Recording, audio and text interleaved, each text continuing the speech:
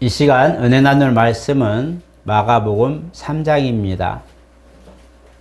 마가복음 3장 31절로부터 35절 말씀, 31절로 35절 말씀 우리 천천히 교독하겠습니다. 그때에 예수의 어머니와 동생들이 와서 밖에 서서 사람을 보내어 예수를 부르니 무리가 예수를 들러 앉았다가 여짜오되 보소서 당신의 어머니와 동생들과 너희들이 밖에서 찾나이다. 대답하시되 누가 내 어머니이며 동생들이냐 하시고 둘러앉은 자들을 물으시며 이르시되 내 어머니와 내 동생들을 보라. 누구든지 하나님의 뜻대로 행하는 자가 내 형제요 자매요 어머니이니라. 아멘. 우리 한번 같이 합니다. 하나님은 천국의 주인이시다. 하나님은 천국의 주인이시다. 여러분 하나님 사랑하십니까? 아멘. 하나님께 나아가는 사람, 또 하나님을 믿는 사람은 반드시 그가 계신 것과 또 자기를 찾는 자들에게 상 주시는 이심을 믿으라고 말씀하셨습니다. 우리는 하나님을 믿는 사람들입니다. 그리고 그의 보내신 독생자 예수 그리스도 안에서 함께 고난에 동참해 참여하고 있는 현실입니다.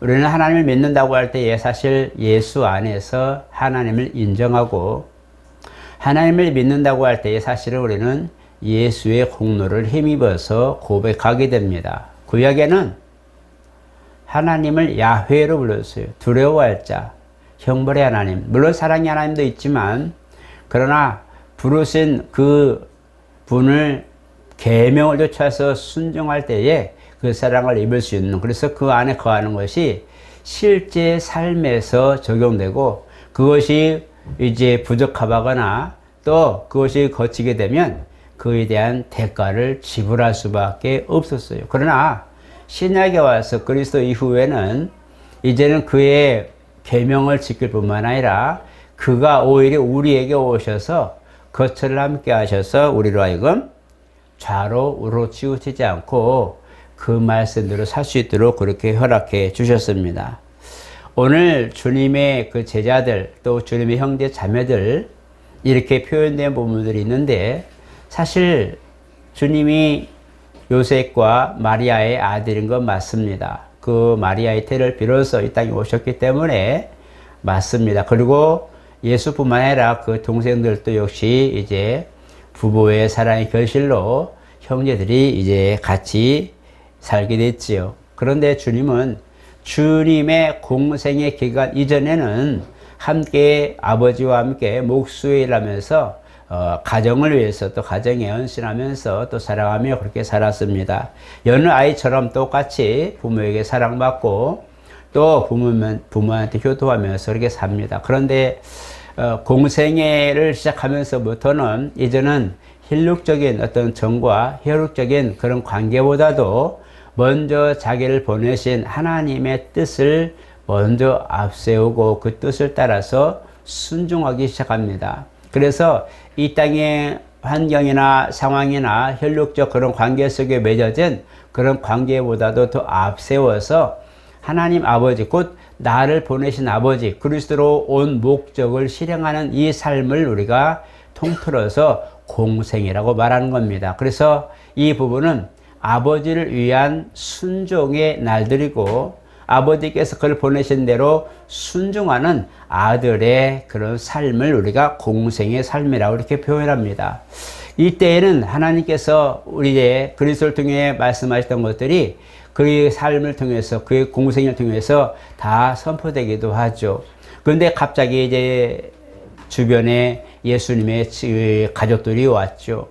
물론 평상시에도 마리아도 같이 있었고 형제들도 같이 있었지만 유독 이제 다른 마을이나 이렇게 이제 갔을 때에 사람들이 예수에 대하여 얘기하게 되고 당신의 아들 예수가 저쪽에 가서 뭐 얘기하더라 하고 얘기하며 염려스럽고 또 그 다음에 갑자기 목수 아들이 지금 뭐하고 있지 하고 야, 네 아들 이상해 가봐 라고 하는 그런 부분이 지금 사실 이 앞에 놓여져 있어요. 그때 이제 사람들이 제자들이 보면서 당신의 어머니와 당신의 형제들이 지금 밖에서 있더이다 라고 말한 것이 집 밖에 아니라 이 무리들 밖에서 지금 서성이면서 예수를 보려고 말하는 겁니다. 예수를 찾아왔던 거죠. 예수를 찾길래 이제 제자들이 말하면서 이렇게 있습니다. 그때에 주님이 이 부분을 말씀하는데 이것이 누가 내 동생이고 내 형제냐 내 어머니냐 라고 말한 거에 대해서 마리아 부모를 거절하고 인식하지 않고 부인하고 형제를 부인하는 의미는 아니었어요. 오히려 그 부분에 대하여 하나님의 뜻을 순종하려고 하는 나를 지금 알지 못하느냐 하는 말과 같아요. 지금 내가 아버지의 뜻을 순종하게 하여 이제 공생의 삶을 시작했는데 이거를 알아주길 바라고 부모도 형제도 내가 지금 이 일 하는 것이 옳다는 것을 아버지의 뜻을 행하는 것이 옳은 길인 것을 사실은 증명하고 그들에게 지금 사실은 암시하고 있는 부분이기도 합니다. 그래서 주님께서 그때 말씀하실 때에 공생에 전에는 부모와 형제가 다 구분되어 함께 살았지만 그러나 공생 이후에는 하나님의 말씀을 듣고 하나님의 말씀을 내로 순종해 사는 사람들이 내 형제요 내 부모라 이렇게 말하고 있어요. 그 때문에 주님이 지금 기대하고 주님이 가고자 하는 길에 대하여 합력하는 사람, 주님이 하고자 하는 모든 일들에 대하여 협력하고 함께하는 사람들이 내 형제요 자매요 모친이라 이렇게 말하고 있는 거죠. 그래서 주님이 가정을 배신하고 버렸다? 아니요. 나중에 보니까 자기 어머니를 사랑하는 제자 요한에게 보라 오늘부터는 네 어머니라고 맡기기도 하고 그렇게 해서 합니다. 그리고 야고보서 저자인 그 야고보도 예수님의 동생이죠.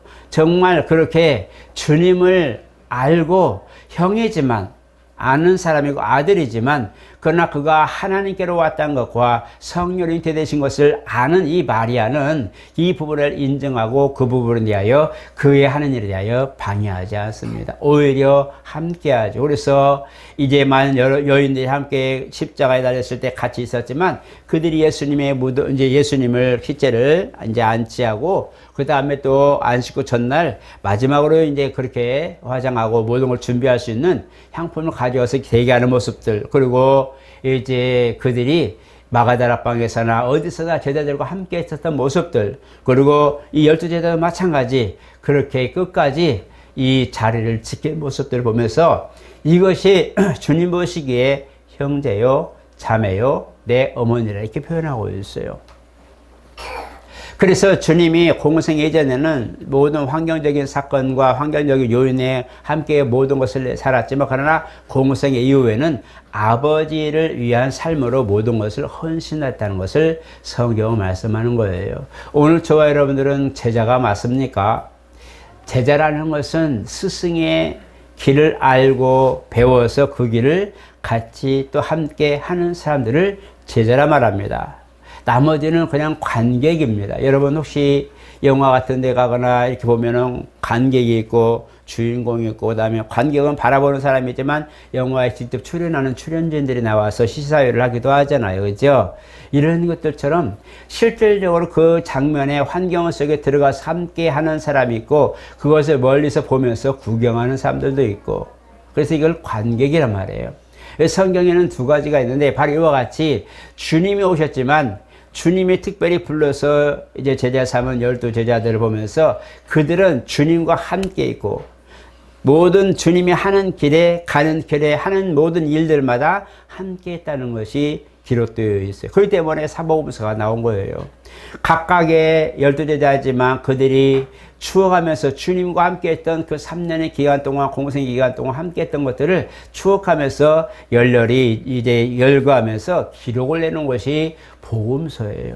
그래서 물론 그 기간, 시기, 또 이름들, 그 다음에 그런 장소들은 틀릴 수 있잖아요. 기억이 가물가물한데, 이제 젊었을 때 있었던 일들이 할머니, 할아버지가 돼서 기록하려니 그렇게 정상적으로 모든 것이 기록이 남지는 않죠.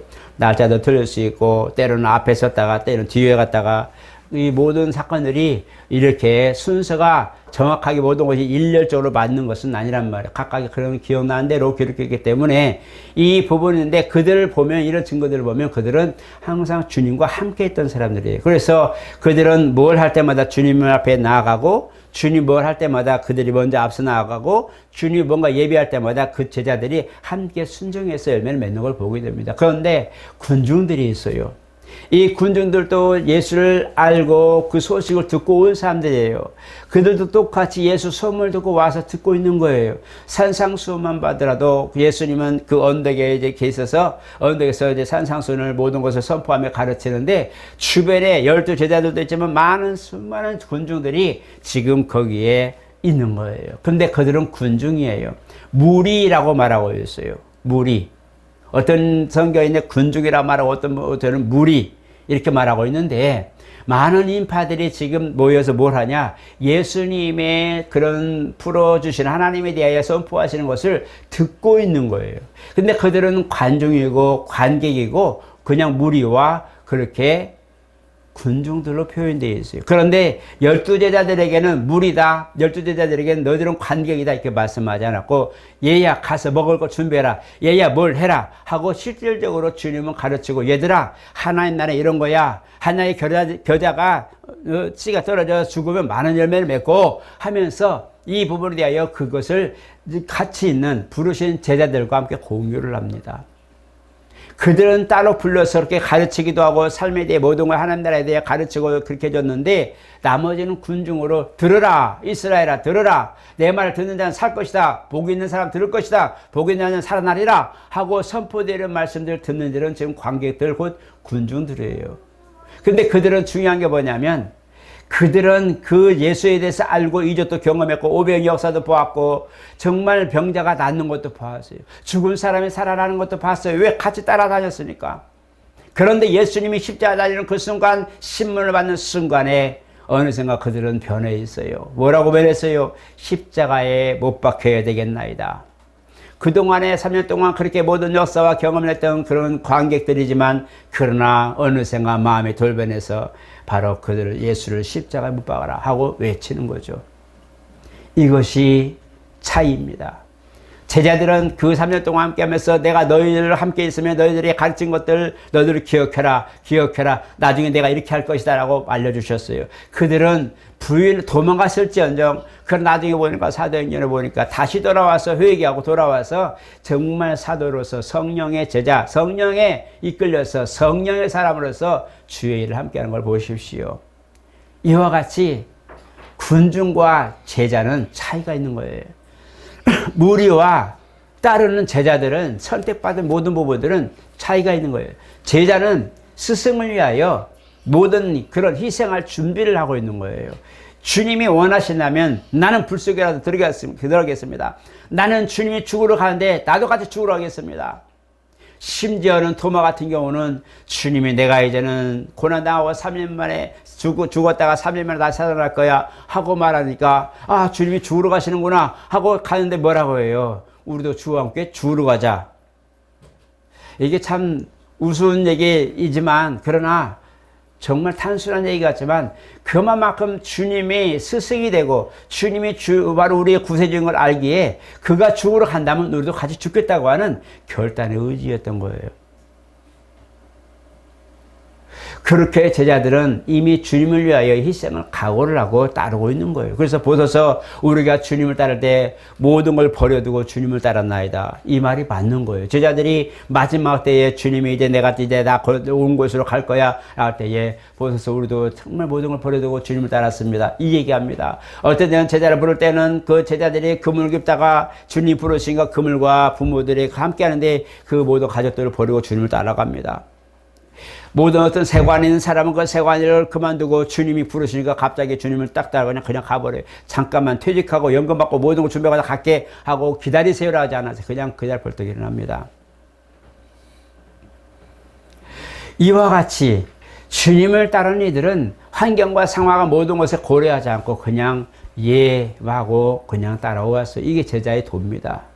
고린도서에 보니까 십자가의 도에 대해서 말씀하고 있어요. 십자가도가 멸망받는 미련한 이들 그들에게는 뭐였어요? 멸망받을 자들에게는 십자가의 도가 미련하게 보인다고 그랬어요. 어리석어 보이죠. 지 살 길도 준비하지 않으면서 지 길도 예비하지 않으면서 어떻게 그 길 간다 그래? 맞습니다. 내가 내 앞길이면 해놓고 가야 될 거 아니야. 가끔은 그런 얘기를 우리가 한단 말이에요. 지 앞길도 구분하지 못하면서 남의 길을 얘기한다고? 이게 뭐냐면 어불성설이죠. 좀 안 맞는다는 얘기죠. 앞뒤가 안 맞는 얘기죠. 그런데 주님을 따르는 이들을 잘 보니 주님이 그렇게 제자를 볼 때 제자들은 그렇게 살았어요. 지금 주님이 부르시기 전에 있었던 부모와 함께 했던 직업들, 자기가 갖고 있던 모든 직장들 이런 것들 다 있는데 생업이 있는데 주님이 부르니까 그냥 놓고는 가요. 왜 주님 보시고 주님이 많은 사람들 주님을 보면서 제자들 보면서 자기 일도 내팽개치고 부모도 내팽개치고 말이야. 얼마나 힘든 거 알면서 말이야. 도와주지 않고 말이야. 우리 할 수 있는 얘기예요. 그런데 주님은 그 부분에 대하여 말씀하지 않았어요. 그걸 제자들은 그걸 피력했어요. 우리가 모든 걸 버려두고 주님을 쫓았나이다. 자기들은 그렇게 살았어요. 이것이 제자의 길입니다. 그것이 사는 길이었기 때문에 모든 걸 전폭적으로 맡기고 의지했던 거죠. 그런데 나중에 보십시오. 나중에 보니까 군중들로 살았던 사람들은 예수를 부인하는 상황을 벌어지고 안타까운 현실로 그걸 취했지만 그러나 제자들은 오히려 돌아서서 그런 사람들 다시 한번 이끌어가는 이 지도자가 되었던 걸 보게 됩니다. 그들이 주님을 따랐을 때에 허무하고 죽은 걸 보면서 허무하며 어떻게 할고 하지만 부활하신 다음에 그들이 나타나시고 성령 받은 다음에는 오히려 주님을 따르다가 있었던 군중들 오히려 십자가 못 박으라고 이제 못 박으라고 외쳤던 군중들 보면서 그들을 오히려 가르치고 그들을 전도하는 걸 보십시오. 이게 제자의 삶입니다.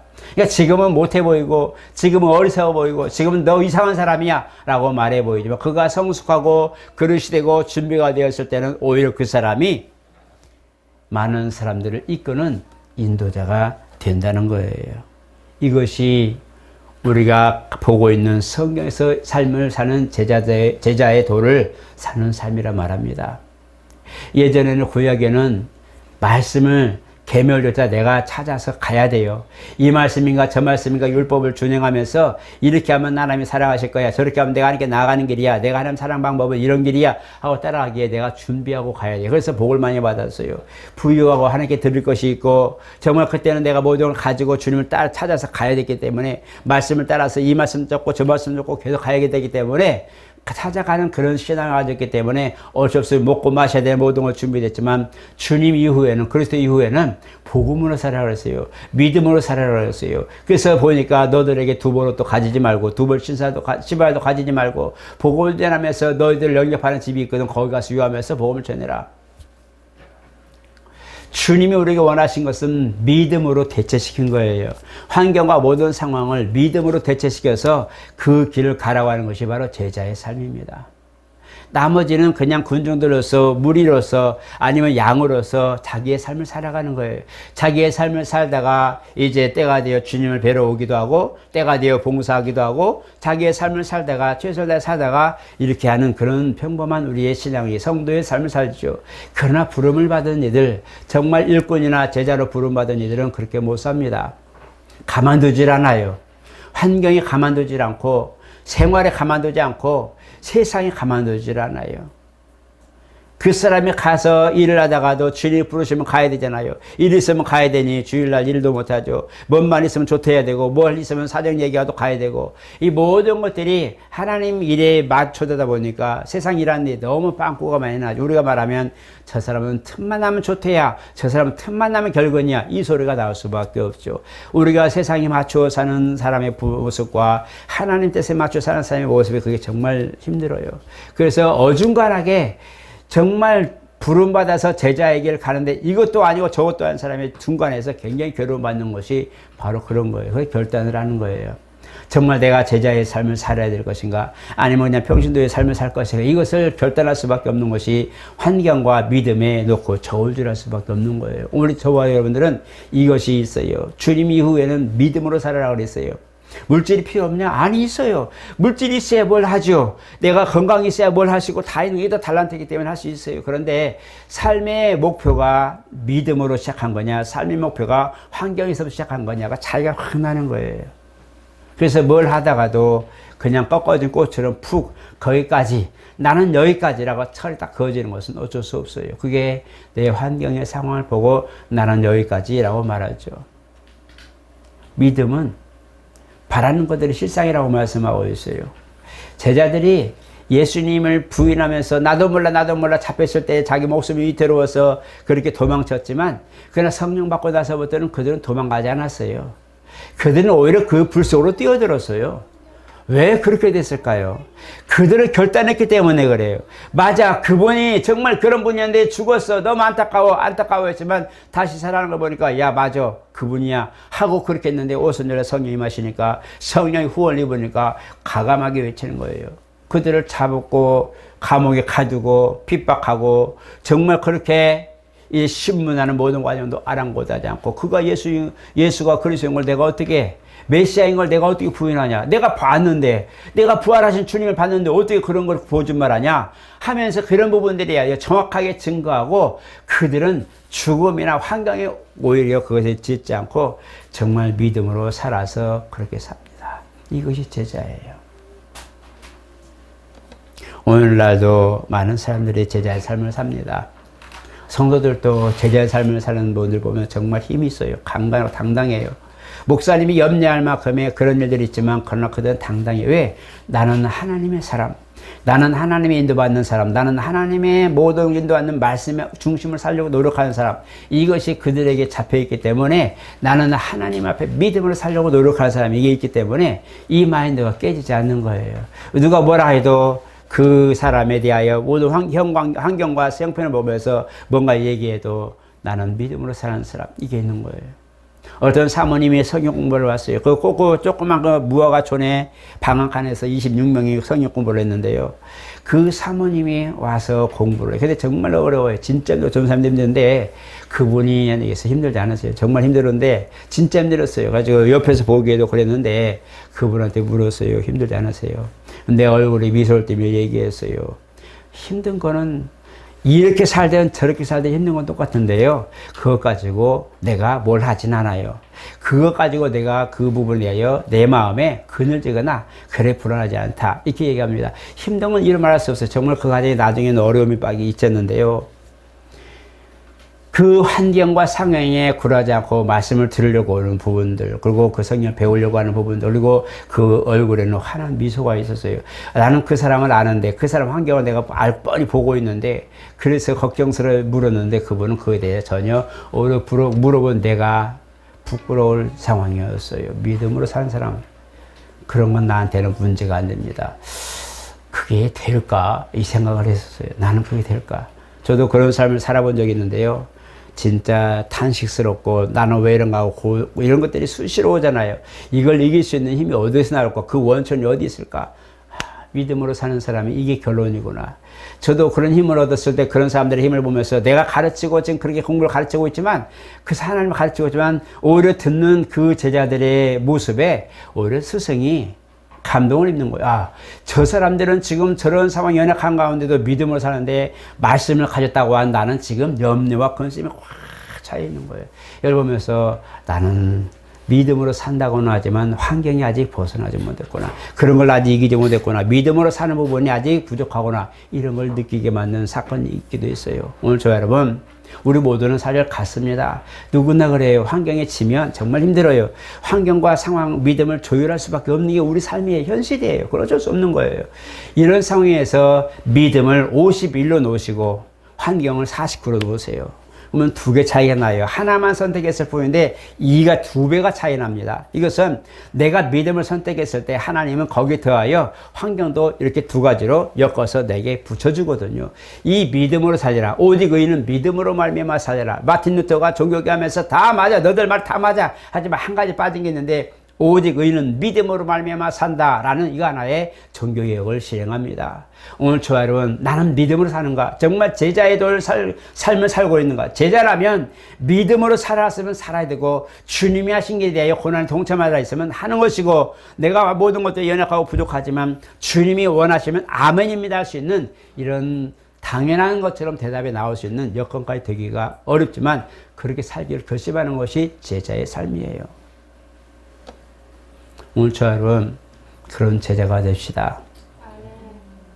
당장 뭘 할 수 있다, 뭘 할 수 있는 것은 아니지만, 하나님, 내가 정말 신앙의 결단이나 뭔가 문제를 해결할 만한 문제가 있어 정말 그런 문제에 부딪힐 때에 나는 믿음을 선택하기 없어서, 내가 진짜 어떤 결단이 있을 때 나는 주님을 만나고 주님을 선택하기 없어서, 이런 신앙적 결단이 여러분들에게는 매일 매 순간 그런 결단이 되고 승리자가 되시기를 예수님으로 축복합니다. 거룩하신 하나님, 말씀을 들어도 군중에 속한 사람이 있고, 말씀을 들어도 제자의 삶을 사는 자들이 있습니다.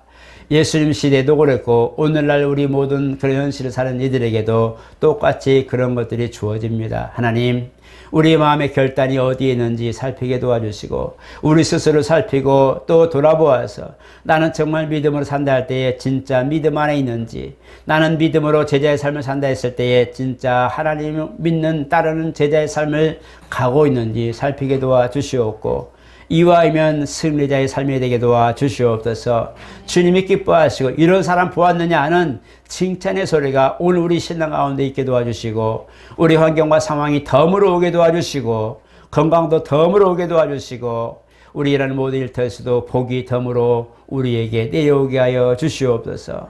주께서 원하시는 우리의 모든 것들을 우리가 지키고 순종함으로 주님을 기쁘시게 하게 도와주시고, 우리의 삶의 제자의 삶을 살아 주님과 함께 연합한 자가 되게 도와주셔서, 오히려 믿음을 따라 살 때에 덤으로 따라오는 그리고 환경들과 상황들과 모든 열매들이 우리의 모든 소유와 누림의 복이 되게 도와주시옵소서. 예수 이름으로 기도드리옵나이다. 아멘.